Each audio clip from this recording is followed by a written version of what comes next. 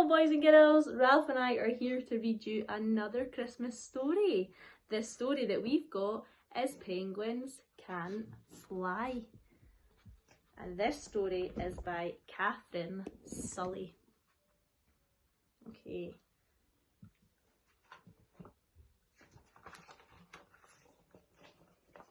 There's some little baby penguins. Once there were two little penguin chicks. Their eggs had hatched on the same day and they knew each other's names, Quentin and Billy. When they were baby chicks, they played together. They played peep-poo. They called each other silly names, Tintin and Chilly Billy. As the young chicks grew up, their games changed. Billy liked playing hide and seek, but it was a bit rough for Quentin. Quentin liked building with ice bricks, but it was too dull for Billy, though they did make a den together once. You see, the two little penguins were quite different. Quentin liked knowing things, like what all the fish were called, and how many different types of snow there were, and the best of all, how far away the stars were. Billy loved doing things like skating down steep slopes, hurling snowballs, and doing belly flops along the ice. In fact, Billy was always getting told off, especially at school. You see, Billy just couldn't sit still. He tried to be good, but he always ended up being told off. "Sit still, Billy," his teacher was forever saying. "How are you ever going to look after an egg when you're older if you can't learn to sit still?" One particular morning, Billy fidgeted so much that the teacher told him off again. At lunchtime, Quentin couldn't find Billy, so he ate his lunch alone. He was gazing at the clouds when some gulls flew past. "Hello," squawked one gull. "What are you looking at?" "I'm looking at the clouds," replied Quentin. "I think we're in for a snowstorm." "A snowstorm?" squawked the gull. "Yes," said Quentin. "It's not good weather for birds." "How would you know?" said the other gull. "You're not a proper bird." "I am a proper bird," said Quentin. "I have feathers and a beak, and I hatched from an egg."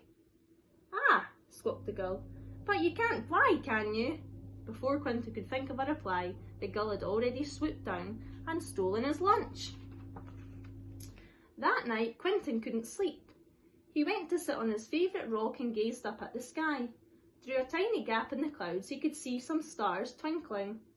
"I'll never be able to reach you," he told the stars quietly, "because I'm a bird that can't fly."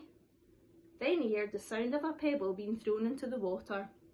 "Who's there?" asked Quentin. "It's me, Billy," Billy replied.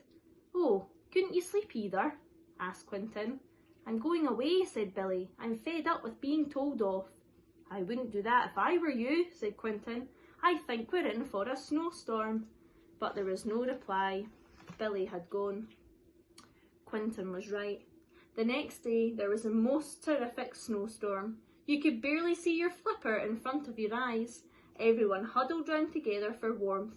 All day the wind howled and the snow fell. That evening, Quentin heard a voice calling, "Billy! Billy!" It was Billy's mum. "Have you seen Billy?" No one could think where he could be, except for Quentin. Quentin set off right away. It was dark, but Quentin found his way by looking at the stars. At last he came to the den that he and Billy had built when they were chicks. "Billy, are you there?" asked Quentin. "Yes," shivered Billy. "Your mum's worried about you," said Quentin. "Is she?" asked Billy. "Okay, I'll come home." The two friends walked home together. "You were right about the snowstorm," said Billy, and Quentin told Billy about the gulls. "Of course we're proper birds," said Billy. "We're just swim and slip instead of flying." "I'm not sure I'll be able to swim," said Quentin. "Wait until we start swimming lessons," said Billy. "It's going to be great." And Quentin didn't have to wait very long. That week at school they practiced lining up, hopping, skimming and twisting on the ice. Billy had a great time and didn't get into trouble once. In fact, the teacher said, "Well done, Billy," several times. So when it was time to take their first dive, Quentin wasn't looking forward to it. "Don't worry," said Billy, "it's going to be great." Billy leapt into the water, making a huge splash. Quentin stood at the edge of the rock and gazed into the water. Just then Billy shot back out of the water. "Whoa, Tintin," he said, "you're going to love the amazing fish down here." "Oh, but I don't think I can," started Quentin. Just then Billy shot back out of the water onto the ice. "Whoa, Tintin, you won't believe the amazing fish and the weird stuff there is down there." "Really?" asked Quentin. "Yes, I don't know any of the names," said Billy, "but you will." "Oh, but I don't think I can." But it was too late. Billy took hold of his flipper and together they splashed into the sea. And Quentin flew under the water. And Billy was right.